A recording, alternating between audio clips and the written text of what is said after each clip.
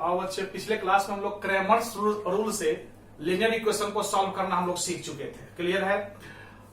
आज हम फिर नेचर ऑफ सॉल्यूशन की बात कर रहा हूं। यहां पर भी जैसे हम लोग मैट्रिक्स में पढ़े थे नेचर ऑफ सॉल्यूशन, यहां पर भी नेचर ऑफ सॉल्यूशन पर प्रॉब्लम बनते हैं, इसलिए हम उस पर डिस्कस करने जा रहे हैं। जरा ध्यान से देखना। Nature of solution, nature of solution. Nature of solution का मतलब हल का स्वभाव। समीकरण को हल किए बिना, इक्वेशन को हल किए बिना हम बता सकते हैं कि इसका हल किस प्रकार का होगा, किस स्वभाव का होगा, किस नेचर का होगा, किस प्रकृति का होगा। वही कहलाता है नेचर ऑफ सॉल्यूशन। बिना इक्वेशन को हल किए हुए वही कहलाता है नेचर ऑफ सॉल्यूशन। जैसे पिछले क्लास हम लोग पढ़े थे 3 वेरिएबल में इक्वेशन हम लोग लिए थे, याद करो। a1x plus b1y plus c1z is equal to d1, a2x plus b2y plus c2z is equal to d2 और a3x plus b3y plus c3z is equal to d3। याद करो 3 वेरिएबल में हमारा इक्वेशन था स्टैंडर्ड फॉर्म का, x y z वाला एक तरफ और कांस्टेंट टर्म एक तरफ। और तुम ये भी याद करो हम लोग यहाँ 4 डिटरमिनेंट मानते थे। Let delta is equal to था वेरिएबल के कोफिशिएंट का, ऐसे a1 b1 c1 a2 b2 c2 और a3 b3 और c3। ये डेल्टा था। डेल्टा 1 था, डेल्टा 1 जो था वो x की जगह पर कांस्टेंट टर्म डालते थे, यानी d1 d2 d3 b1 b2 b3 और c1 c2 c3। ये डिटरमिनेंट था। डेल्टा 2 हमारा था a1 a2 a3 और y की जगह पर d1 d2 d3 कांस्टेंट डालते थे और c1 c2 c3।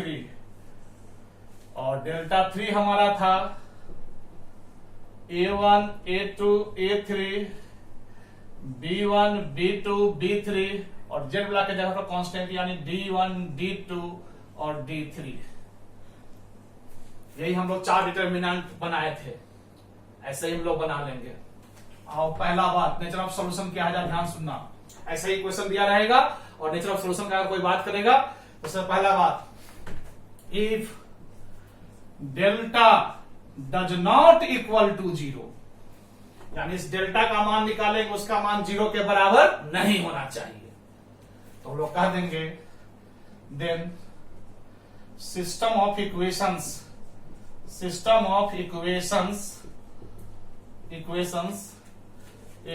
consistent and has unique solution।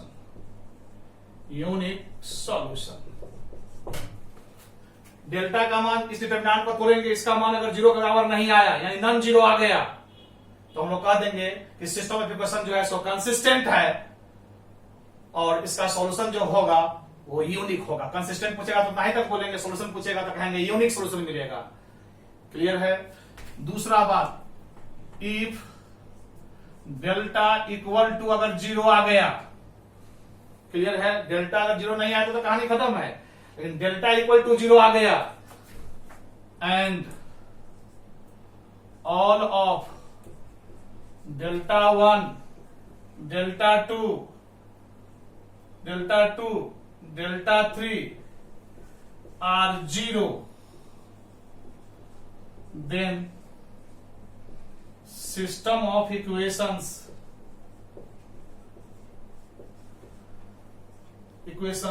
is consistent and has infinite solution।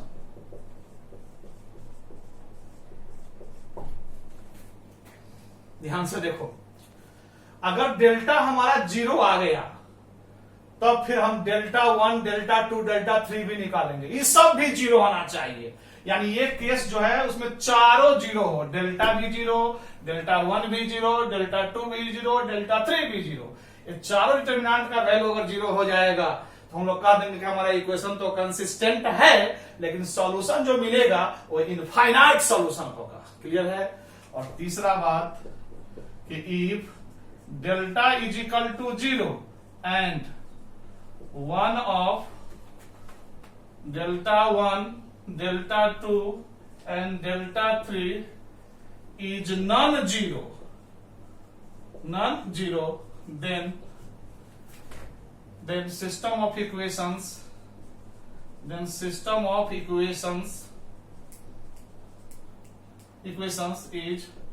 inconsistent. Then system of equations is inconsistent. देखो भाई क्या हम बोले, ध्यान सुनना, यही है nature of solution. Nature of solution क्या है देखो, यानी मेरा कहने का मतलब है कि जब भी 3 वैल्यू का इक्वेशन दिया रहेगा तो ऐसे ही हम लोग 4 ठो पहले डिटर्मिनेंट बना लेंगे, delta, delta 1, delta 2, delta 3, 4 determinant हम लोग बना लेंगे। क्लियर है। या जब चारों डिटर्मिनेंट बन जाएगा तब इसके बाद क्या करेंगे, ध्यान से देखना, जब ये चारों डिटर्मिनेंट हो जाएगा तब इसके बाद हम लोग इस डेल्टा का वैल्यू निकालेंगे, इस डिटर्मिनेंट को ब्रेक करेंगे और इसका मान अगर 0 के बराबर नहीं आया, नॉन 0 आ गया, 0 के अलावे कोई चीज आ गया, तो हम लोग कह देंगे कि मेरा इक्वेशन सब जो है वो कंसिस्टेंट है। और सॉल्यूशन अगर कोई पूछेगा कैसा है तो बोलेंगे यूनिक सॉल्यूशन मिलेगा। क्लियर है। लेकिन अगर डेल्टा तुम्हारा 0 आ गया, डेल्टा अगर क्या आ गया 0, तब फिर हम लोग क्या करेंगे, डेल्टा 1 निकालेंगे। डेल्टा 1 निकालेंगे, डेल्टा 1 अगर हमारा नॉन 0 आ गया तो इसमें क्या नीचे वाला केस में लिखा हुआ है कि डेल्टा 0 हो और डेल्टा 1, डेल्टा 2, डेल्टा 3 में से कोई भी एगो, वन ऑफ कोनो एगो अगर नॉन 0 आ गया तो इस केस का हो जाएगा, तीसरा केस का, तो इक्वेशन हमारा क्या जाएगा, इनकंसिस्टेंट। तो मैं इसी बात को समझा रहा हूं कि डेल्टा अगर 0 नहीं आया तो इक्वेशन कंसिस्टेंट है, यूनिक सॉल्यूशन मिलेगा। लेकिन कहीं डेल्टा 0 आ गया तो डेल्टा 1 निकालेंगे। डेल्टा 1 अगर नॉन 0 आया तो कह देंगे इक्वेशन हमारा इनकंसिस्टेंट है, ये केस आ जाएगा। कोई एक नॉन 0 हो जाता है तो इनकंसिस्टेंट हो जाता है। लेकिन कहीं संयोग से डेल्टा 1 भी अगर कहीं 0 हो गया तब फिर डेल्टा 2 निकालेंगे। डेल्टा 2 अगर हमारा नॉन 0 फिर आ गया, 0 के अलावे कुछ, तो फिर कह देंगे कि हमारा इक्वेशन इनकंसिस्टेंट है, क्योंकि कोने और नॉन 0 होता है तो इनकंसिस्टेंट कहलाता है। लेकिन कहीं डेल्टा 2 और 0 आ गया तो डेल्टा 3 निकालेंगे। डेल्टा 3 अगर नॉन 0 आया तो फिर इक्वेशन कर देंगे हम इनकंसिस्टेंट है। लेकिन कहीं डेल्टा 3 और 0 आ गया, यानी सब 0 आ गया, डेल्टा भी, डेल्टा 1 भी, डेल्टा 2 भी, डेल्टा 3 भी, चारों अगर वैल्यू 0 आ गया तब हम लोग कहेंगे कि हमारा इक्वेशन कंसिस्टेंट है और सॉल्यूशन जो होगा वो इनफाइनाइट होगा। यानी ये दूसरा केस में ये चारों 0 होगा तब ये दूसरा केस होगा, बाकी तीसरा केस पर जाएगा। तीसरा केस कर रहा है कि डेल्टा 0 हो और डेल्टा 1, डेल्टा 2, डेल्टा 3 में से कोई एगो, वन ऑफ कोई एगो अगर नॉन 0 हो जाए तो इक्वेशन इनकंसिस्टेंट हो जाता है। तो बनाने में हम जो बताए हैं उसी प्रोसेस का यूज करेंगे। एक बार फिर सुनो, सबसे पहले क्या करेंगे, डेल्टा का मान निकालेंगे। डेल्टा अगर 0 नहीं हुआ तो हम लोग वहीं पर कह देंगे कि हमारा इक्वेशन जो है कंसिस्टेंट है और यूनिक सॉल्यूशन मिलेगा। लेकिन कहीं डेल्टा अगर हमारा 0 आ गया, ये डेल्टा, तब डेल्टा 1 निकालेंगे। डेल्टा 1 का मान अगर नॉन 0 आया, 0 के अलावे कुछ, तो कह देंगे हमारा इक्वेशन इनकंसिस्टेंट है, तीसरा केस हो गया। लेकिन डेल्टा 1 कहीं 0 आ गया तब डेल्टा 2 निकालेंगे। डेल्टा 2 अगर नॉन 0 आया तो फिर कह देंगे इनकंसिस्टेंट है, तीसरा केस। कहीं डेल्टा 2 अगर 0 आ गया तो फिर डेल्टा 3 निकालेंगे। डेल्टा 3 अगर नॉन 0 आया, 0 के अलावे कुछ, तो कह देंगे इनकंसिस्टेंट है।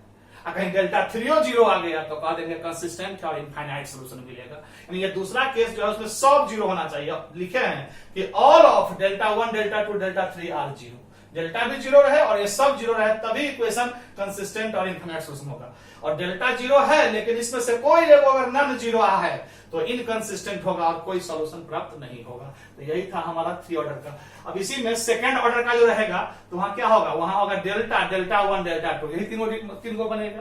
तो जो काम हम इस 3 पर वहां हो जाएगा, वहां भी डेल्टा 0, यहाँ डेल्टा 1, डेल्टा 2, डेल्टा 3 लेते हैं, वहां डेल्टा 1, डेल्टा 2 लेकर ही काम करेंगे। क्लियर हो गया होगा। वैसे मैं एक बार फिर से उसको समझा देता हूं, 2 वेरिएबल को भी ध्यान से देखो। यहां तो क्लियर है, जब 2 वेरिएबल हम दिखा दे रहे हैं। अगर 2 वेरिएबल का इक्वेशन रहेगा तो कैसा रहेगा, ऐसा a1x plus b1y is equal to c1, a2x plus b2y is equal to c2। तो यहां हम लोग फिर मानेंगे दो ठो let, delta is equal to, पहले इक्वेशन स्टैंडर्ड फॉर्म में कर लेंगे, ऑलरेडी स्टैंडर्ड फॉर्म है ही वेरिएबल के कोफिशिएंट का। तो a1 b1 a2 b2 ये हमारा डेल्टा हो गया। फिर डेल्टा 1 हम लोग लेंगे, डेल्टा 1 हमारा हो जाएगा x की जगह पर कांस्टेंट टर्म यानी c1 c2 और b1 b2। डेल्टा 2 हमारा हो जाएगा a1 a2 जो कहते हो, और y की जगह पर कांस्टेंट टर्म तो c1 और c2, यही तीन को डिटरमिनेंट बनेगा, डेल्टा डेल्टा 1 डेल्टा 2। और यहां भी वही बोलूंगा कि if delta does not equal to 0, delta का मान 0 के बराबर नहीं हो, इस डेल्टा का मान 0 के बराबर नहीं हो, तो then system of equations is consistent and has unique solution. तो यूनिक सॉल्यूशन हो जाएगा इफ अगर डेल्टा कहीं 0 हो जाए एंड ऑल ऑफ डेल्टा 1 और डेल्टा 2, यहां डेल्टा 3 नहीं, डेल्टा 1 और delta 2 are 0, then system of equation is consistent and has infinite solution. If delta is equal to 0 and one of delta 1 and delta 2, delta 1 and delta 2 is non-zero, then system of equation is inconsistent. तुम लोगों को समझ में आ गया होगा। यानी जब भी टू वेरिएबल का रहेगा तो ऐसे ही तीन डिटरमिनेंट बना लेंगे, और जब तीन डिटरमिनेंट बन जाएगा तो पहला डिटरमिनेंट डेल्टा का वैल्यू निकालेंगे, डेल्टा का मान अगर 0 नहीं आया तो हम लोग कह देंगे कि हमारा इक्वेशन जो है वो कंसिस्टेंट है और यूनिक सॉल्यूशन मिलेगा। अगर डेल्टा 0 आ गया तो फिर डेल्टा 1 निकालेंगे, और डेल्टा 1 संयोग से अगर नॉन 0 आया, डेल्टा 1 क्या आ गया, नॉन 0, तो हम लोग कहेंगे हमारा इक्वेशन इनकंसिस्टेंट है। लेकिन कहीं डेल्टा 1 0 आ गया तो फिर डेल्टा 2 निकालेंगे, और डेल्टा 2 अगर नॉन 0 आ गया तो फिर कह देंगे इनकंसिस्टेंट है। कहीं ये तीनों 0 आ गया, डेल्टा भी, डेल्टा 1 भी, डेल्टा 2 भी, तो हम लोग कह देंगे कंसिस्टेंट है और इनफाइनाइट सॉल्यूशन मिलेगा। यानी ये दूसरा केस तभी काम करेगा जब ये तीनों का वैल्यू 0 हो, डेल्टा भी 0, डेल्टा 1 भी 0 और डेल्टा 2 भी 0, तब हम लोग कहेंगे हमारा इक्वेशन कंसिस्टेंट है और इनफाइनाइट सॉल्यूशन मिलेगा। लेकिन इस डेल्टा 0 रहे, इस दोनों में से कोनो एगो नॉन 0 आ जाए, इन 0 के अलावा कुछ आ जाए, डेल्टा 1 डेल्टा 2 में से कोई भी, वही लिखा है कि one of delta 1 and delta 2 is non 0, delta 1 delta 2 में से कोई भी एगो नॉन 0 हो जाए, तो हम लोग कह देंगे हमारा इक्वेशन जो है सो इनकंसिस्टेंट है और कोई सॉल्यूशन प्राप्त नहीं होगा। तो तुम लोगों को क्लियर हो गया होगा। अब एक एग्जांपल देकर हम इसको दिखा देते हैं, 2x2 ऑर्डर में एक दिखा देता हूं, तुम लोग समझ गए हो, एग्जांपल की जरूरत है भी नहीं, लेकिन तो अभी एक एग्जांपल देता हूं जो और क्लियर हो जाए, ध्यान से देखो।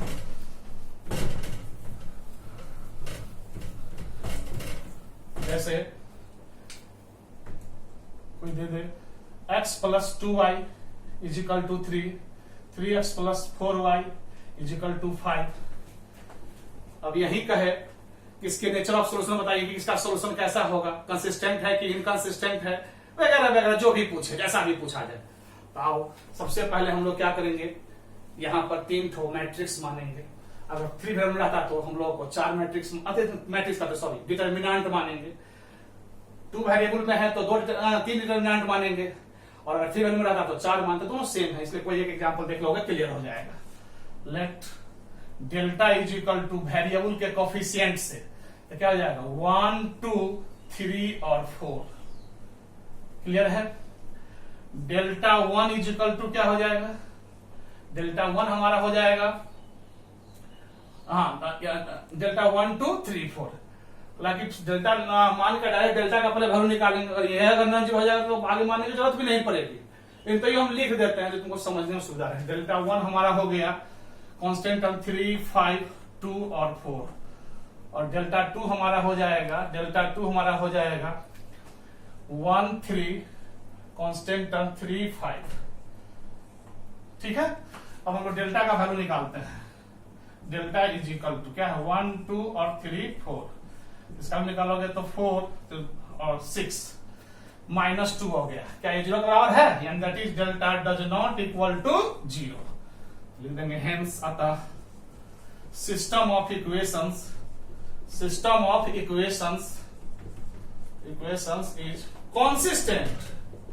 consistent and has unique solution, और उसका सॉल्यूशन जो होगा सो यूनिक होगा। क्लियर है? लेकिन ये है कहीं अगर डेल्टा हमारा 0 आ जाता तो क्या करते? तब डेल्टा 1 का तब वैल्यू निकालते। डेल्टा 1 अगर हमारा नॉन जीरो हो जाता तो इनकंसिस्टेंट हो जाता, लेकिन कहीं डेल्टा 1 0 हो जाता तब हम डेल्टा 2 निकालते। क्लियर है? डेल्टा 2 तब हम निकालते। डेल्टा 2 अगर हमारा नॉन जीरो होता तो फिर इनकंसिस्टेंट हो जाता, कहीं डेल्टा 2 वो 0 हो जाता, यानी तीनों 0 हो जाता, डेल्टा 1 डेल्टा 2। तो हम लोग कह देते कि हमारा इक्वेशन जो है कंसिस्टेंट है और इनफाइनाइट सोल्यूशन। अगर सब 0 आ जाता तो तुम लोग को समझ में आ गया होगा, यही 2 वेरिएबल है और ऐसा ही 3 वेरिएबल है। तो यही था नेचर ऑफ सॉल्यूशन। तो इस प्रकार से हम लोग लीनियर इक्वेशन का हल पढ़ लिए, चाहे मैट्रिक्स के विधि से, चाहे डिटर्मिनेंट के विधि से, क्रेमर्स रूल से। नेचर ऑफ सॉल्यूशन भी जान गए वहां भी और यहां भी जान गए। अब सब क्लियर हो गया। अब जो हम लोग का अगला क्लास होगा वो अलजेब्रा का लास्ट क्लास होगा। और लास्ट क्लास होगा कि एक बात लोग हम पढ़ाए थे कि मैट्रिक्स में इनवर्स निकालना। तो मैट्रिक्स में इनवर्स निकालने का एक और विधि है, एलिमेंट्री ऑपरेशन से इनवर्स निकालना। एलिमेंट्री ऑपरेशन क्या है या एलिमेंट्री ट्रांसफॉर्मेशन क्या है वही अगले क्लास में बताएंगे। यानी इनवर्स जो तुम लोग निकाले मैट्रिक्स का इनवर्स निकालना, तुम लोग पता होगा एडजॉइंट प्लेन निकालते थे, एडजॉइंट निकाल के उसके डिटरमिनेंट वैल्यू से भाग देते थे, तब हम लोग का इनवर्स मैट्रिक्स निकलता था। क्लियर है? एडजॉइंट निकालने में पहले ट्रांसपोज करना पड़ता था, ट्रांसपोज करने के बाद तब एडजॉइंट निकलता था, एडजॉइंट डिटरमिनेंट वैल्यू से भाग देते थे तो इनवर्स निकलता था। तो इनवर्स निकालने का विधि तुम पढ़ ही चुके हो। इनवर्स निकालने का एक और विधि है, उसी को बोला जाता है एलिमेंट्री ऑपरेशन से इनवर्स फाइंड आउट करना। एलिमेंट्री ऑपरेशन से इनवर्स कैसे निकालते हैं वही अगला क्लास होगा। तो अगले क्लास में तुम लोग हम बताएंगे कि एलिमेंट्री ऑपरेशन क्या है और इनवर्स कैसे निकलता है। क्लियर है? इन्हीं सब बातों पर अगला क्लास होगा और वह अगला क्लास हम लोग का अलजेब्रा का लास्ट क्लास होगा। तो यहां तक तो समझने में किसी को दिक्कत नहीं। सही बच्चों को बहुत बहुत प्यार और thank you for your patience.